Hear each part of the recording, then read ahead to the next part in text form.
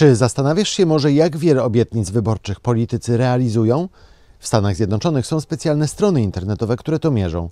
W ostatnich dekadach prezydenci Stanów Zjednoczonych, którzy w największym stopniu wywiązali się z obietnic, to Bill Clinton i Barack Obama. Spełnili około 80% obietnic. Donald Trump wcale nie był w tyle. Spełnił około 65% tego, co obiecał w kampanii. W tym odcinku dowiesz się, które jego zapowiedzi z tego roku staną się ciałem.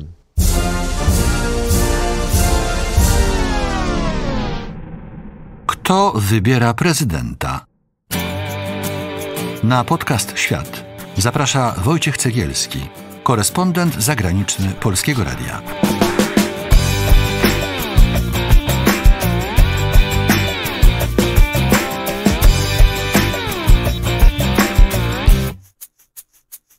Czy to będzie wielka zemsta na politycznych wrogach, a Joe Biden, jego syn Hunter oraz Kamala Harris trafią do więzienia? To jedna z wersji tego, jak może wyglądać druga prezydentura Donalda Trumpa. Inna wersja mówi o słabym Trumpie, który nie będzie w stanie spełnić większości obietnic. Posłuchaj do końca, a dowiesz się, jak będzie naprawdę i jaki będzie prezydent Trump 2.0. Jest niedziela, 10 listopada 2024 roku. To ostatni odcinek naszej specjalnej serii Kto wybiera prezydenta? Wojciech Cegielski, zapraszam.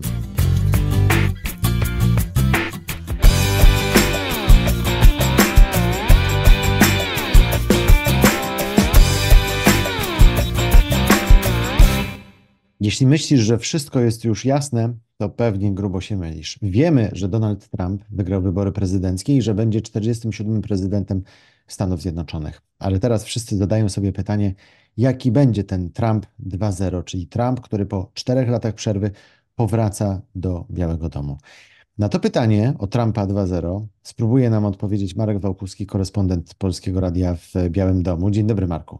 Witam serdecznie. Marek, który zresztą, dodajmy, spędził ostatnie 4 lata w Białym Domu w czasie kadencji Joe Bidena, ale również był świadkiem części kadencji, już patrząc z perspektywy Białego Domu, świadkiem kadencji Donalda Trumpa, więc mam nadzieję, że będziesz w stanie nam powiedzieć, co może zmienić się albo co się nie zmieni u Donalda Trumpa. W każdym razie, czy Ameryka znów będzie wielka? To jest cel Donalda Trumpa i to jest to, w co wierzą jego wyborcy, ci, którzy na niego głosowali, aczkolwiek tę wielkość Ameryki każdy sobie troszeczkę inaczej wyobraża.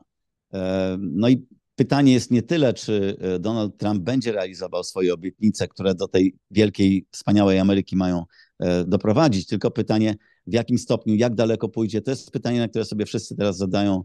To jest pytanie, które wszyscy sobie teraz zadają, na ile te często radykalne obietnice, które tę wielkość Ameryki miało przywrócić, będą przez Donalda Trumpa realizowane.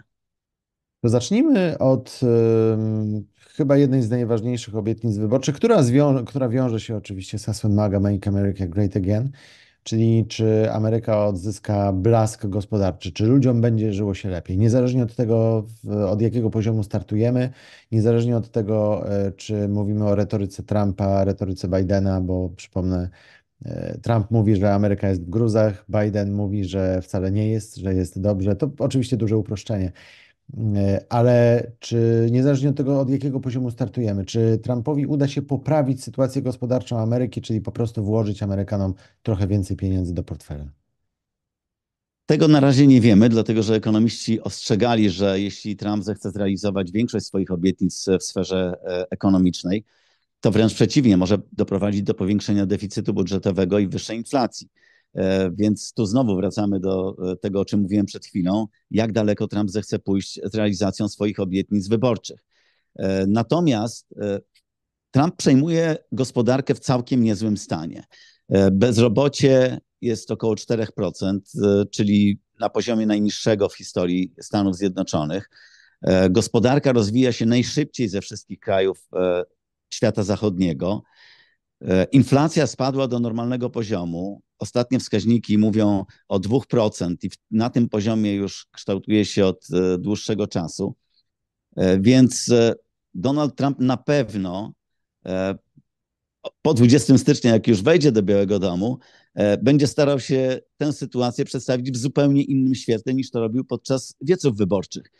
Ja widziałem wczoraj badania exit polls z tych wyborów i okazało się, że ta retoryka Trumpa, że Ameryka upada, że sytuacja gospodarcza jest tragiczna, że za chwilę będzie koniec Ameryki, jeśli chodzi o sytuację gospodarczą, o sytuację ekonomiczną, to ci ludzie, którzy takie przekonanie mieli, jak mówił im Trump, głosowali na niego. Wśród tych, którzy wiedzieli o tym, o czym mówiłem, czyli o tym niskim bezrobociu, o tym, że inflacja tak naprawdę już spadła, Harris miała zdecydowaną przewagę. Tak więc mamy do czynienia z realną sytuacją gospodarczą, ale także z tym, w co wierzą Amerykanie.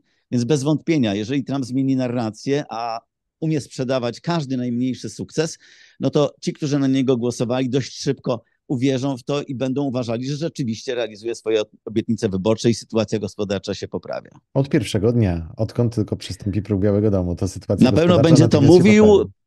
na pewno będzie to mówił, albo będzie mówił, że zaczęła się już wcześniej poprawiać, ponieważ miał i wszystko wskazywało, że powróci do Białego Domu. On już nawet to mówił w czasie kampanii wyborczej, kiedy na giełdzie notowano rekordowe wzrosty, o czym też wielu Amerykanów nie wie, że w tej chwili na giełdzie wskaźniki wszystkie są najwyższe w historii Stanów Zjednoczonych. Ale on już w czasie kampanii mówił, że giełda idzie w górę, ponieważ giełda, ekonomiści, inwestorzy spodziewają się jego powrotu do Białego Domu. Tak więc no bez wątpienia, jak tylko pojawi się w gabinecie owalnym, całkowicie jestem przekonany, zmieni się retoryka w kwestiach gospodarczych.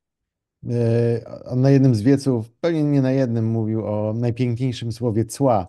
Jeśli te cła wprowadzi, to czy rzeczywiście okaże się, że nagle miejsca pracy w Ameryce będą jak grzyby po deszczu wyrastały, czy też wręcz przeciwnie, nikt nie będzie chciał niczego do Ameryki eksportować i będzie problem?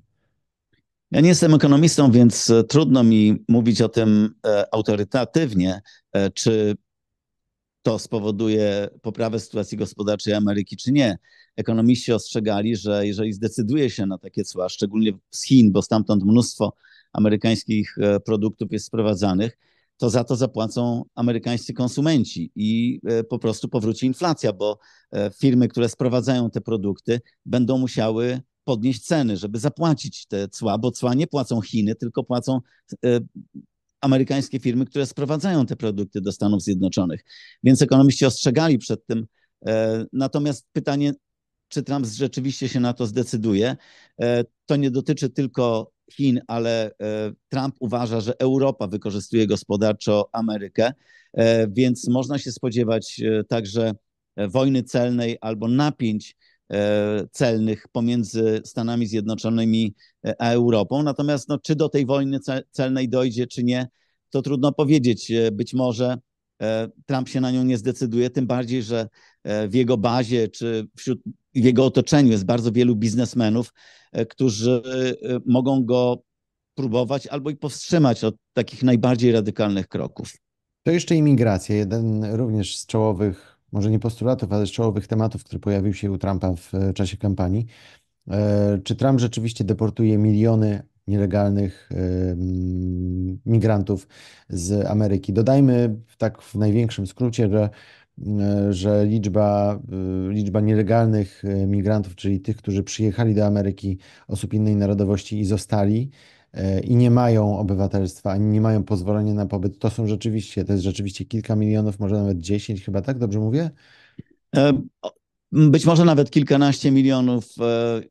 Trump twierdził w czasie kampanii wyborczej, że 20, inni mówili o 10 milionach, ale to jest rzeczywiście bardzo duża liczba mieszkańców tego kraju. W każdym razie ci wszyscy ludzie, którzy, no było nie było, zasilają gospodarkę bardzo mocno, bo to ci ludzie po prostu pracują w amerykańskiej gospodarce, po prostu pracują na tych najniższych stanowiskach. Ci ludzie mieliby, z tego co Trump mówił, być wysłani do jakichś obozów, nie wiem, na środku pustyni w Nevadzie, tam po prostu trzymani w tych obozach, a potem deportowani. Czy myślisz, że on to rzeczywiście zrobi? Bo to wyglądałoby na zakrojoną na szeroką skalę akcję wojskową niemalże. Myślę, że o ile w kwestiach tych ceł 100 czy 200%, o których mówił w czasie kampanii wyborczej, to ta obietnica może nie być zrealizowana albo zrealizowana w niewielkim stopniu. O tyle w kwestiach imigracji myślę, że Trump będzie chciał te zapowiedzi zrealizować. Ja nie mówię, że wyrzuci, czy będzie próbował wyrzucić z Ameryki kilkanaście milionów osób, no ale na pewno ten proces deportacji zostanie przyspieszony. Mówię przyspieszony, bo ze Stanów nielegalni imigranci są co roku deportowani. Tylko że to są liczby rzędu kilkuset tysięcy.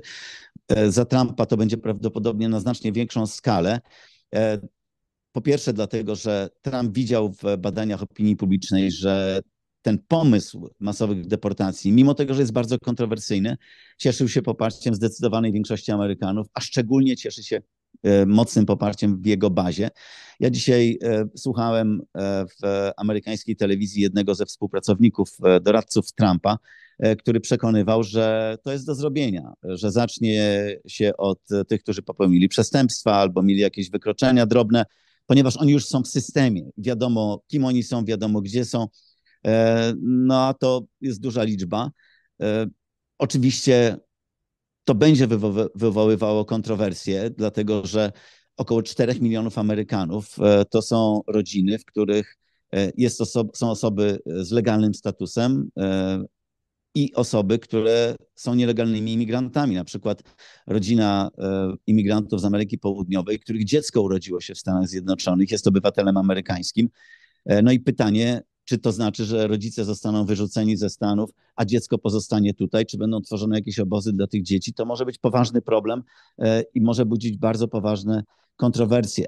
Nie wiemy też więc, jak to zostanie zrobione, natomiast akurat tę obietnicę, czyli deportacji dużej liczby imigrantów, traktowałbym poważnie. Co więcej, ten sam ekspert, o którym mówię, jeden z doradców Donalda Trumpa, wskazywał na przykład miejscowości ze stanu Mississippi, gdzie w lokalnym zakładzie przemysłowym pracowało kilkuset nielegalnych imigrantów. Kiedy ich stamtąd usunięto, to miejsca pracy zajęli czarnoskórzy Amerykanie albo biedni, biali mieszkańcy tej okolicy. Wskazywał to jako przykład, że to ma korzystny efekt, że ci imigranci, nielegalni imigranci wcale nie wykonują prac, których Amerykanie nie chcą wykonywać, tylko że odbierają te prace Amerykanom. To jest coś, w co wierzy Trump, wierzy jego otoczenie. To było bardzo mocne w jego kampanii wyborczej, więc myślę, że tutaj Trump będzie dążył do realizacji tej obietnicy. Przypominam, że to już ostatni odcinek specjalnej serii podcastu Świat pod tytułem Kto wybiera prezydenta? Wszystkie odcinki znajdziesz na platformie podcastowej Polskiego Radia, a także na Spotify i na YouTube. Subskrybuj nas, jeśli jeszcze tego nie robisz. Komentuj, lajkuj i oczywiście powiedz o nas swoim znajomym. Podcast Świat możesz znaleźć na platformie podcastowej Polskiego Radia, a także na YouTube i na Spotify. A za chwilę dalszy ciąg podcastu.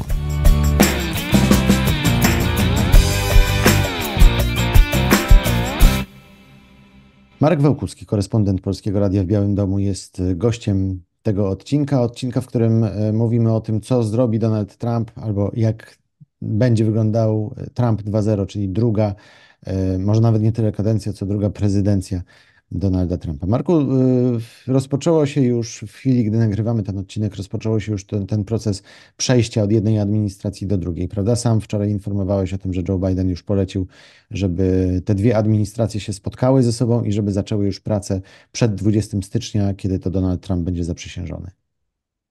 Tak, to, co Biden powiedział, czyli że polecił swojej administracji zrobić wszystko, żeby to przekazanie władzy przebiegało sprawnie.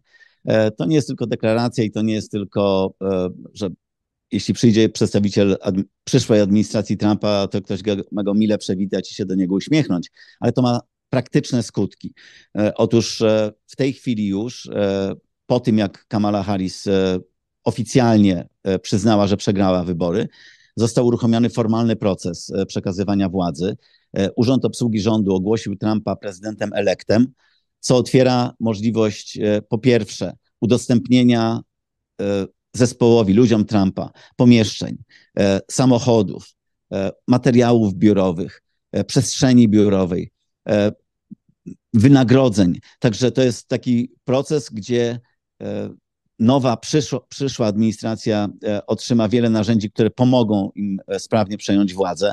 Donald Trump za chwilę będzie miał briefingi dotyczące kwestii bezpieczeństwa narodowego, spraw wywiadowczych. On je dostawał już jako kandydat, ale teraz zostaną one rozszerzone. Także ten proces właśnie rusza. To jest także proces obsadzania stanowisk politycznych w nowej administracji. To jest 4000 stanowisk. Zostanie wydana specjalna księga z tymi stanowiskami. Ludzie, którzy pracowali w kampanii Trumpa albo jakoś powiązani z jego ugrupowaniem, będą mogli o te stanowiska się ubiegać. To są stanowiska z nadania politycznego i ci ludzie po prostu 20 stycznia przyjdą do swoich budynków, przyjdą do Białego Domu, do Eisenhower Executive Office Building, gdzie znajduje się kancelaria prezydenta i będą mogli sprawnie przejąć władzę. W takim razie to, co może Trump może nie do końca bezpośrednio zapowiadał, ale to, co bardzo mocno wybrzmiewa, czy 21 stycznia albo trochę później do więzienia trafią Joe Biden, Kamala Harris, Jack Smith, specjalny prokurator, czyli ci, których Trump uważa za swoich największych wrogów. Innymi słowy, czy ten Trump 2.0 to będzie, tak jak wielu dziennikarzy mediów progresywnych w Stanach Zjednoczonych mówi, to będzie Trump, który będzie pałał przede wszystkim rządzą zemsty, choćby za to, że sam twierdzi, czy sam pewnie myśli, że wybory w 2020 roku on naprawdę wygrał. To jest charakter Donalda Trumpa. Pytanie, czy uda się te instynkty powstrzymać albo ograniczyć. Takie apele płyną już od wielu działaczy partii republikańskiej, którzy mówią, że jeżeli pójdzie w tę stronę, to wtedy szybko straci popularność i oni zapłacą za to cenę za 2 lata w wyborach do Izby Reprezentantów i do Senatu. Więc jest presja ze strony partii republikańskiej, żeby te żądze odwetu przyhamował. Jeśli popatrzymy na deklaracje, które padały z ust rzecznika jego sztabu pod adresem Kamali Harris czy Joe Bidena już po wyborach, kiedy oboje zadzwonili do Trumpa z gratulacjami, to one były bardzo przyjazne, życzliwe, nawet pochwały tam były.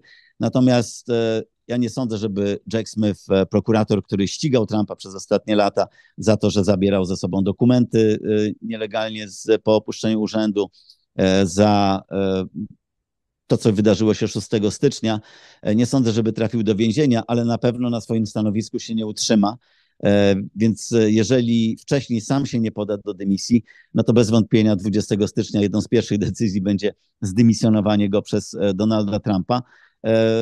Jak daleko to pójdzie, ten odwet trudno powiedzieć, natomiast na pewno na prokuratora generalnego Stanów Zjednoczonych Trump wybierze kogoś ze swoich najbardziej lojalnych zwolenników, chociażby po to, żeby trzymać w szachu przeciwników politycznych i pokazać, że ma narzędzie ewentualnego uderzenia w tych, którzy będą chcieli z jego perspektywy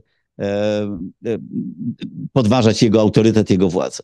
To w takim razie na koniec jeszcze krótko, chyba to najważniejsze pytanie. Trump 8 lat temu za pierwszym razem wchodził do Białego Domu jako świeżak, jako człowiek, który nigdy nie pracował w polityce, w administracji, był zielony po prostu. Razem z nim przyszło, jak sam mówiłeś, mnóstwo młodych, też niedoświadczonych ludzi do Białego Domu i nie tylko do administracji. Teraz on jest po 4 latach swojej pierwszej kadencji, pierwszej prezydentury i wie, na czym to polega.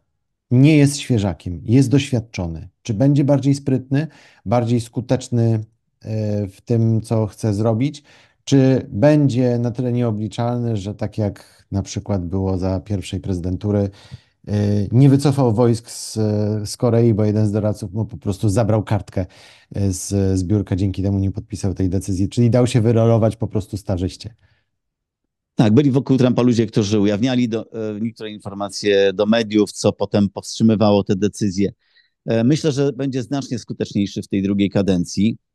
Trump czuje się zdradzony przez urzędników, których zaprosił do swojej administracji, którzy byli wokół niego w czasie pierwszej kadencji. Wielu się odwróciło przeciwko niemu, tłumacząc, że to, co zobaczyli i jakiego człowieka poznali, jakie decyzje chciał podejmować, sprawia, że nie powinien być prezydentem.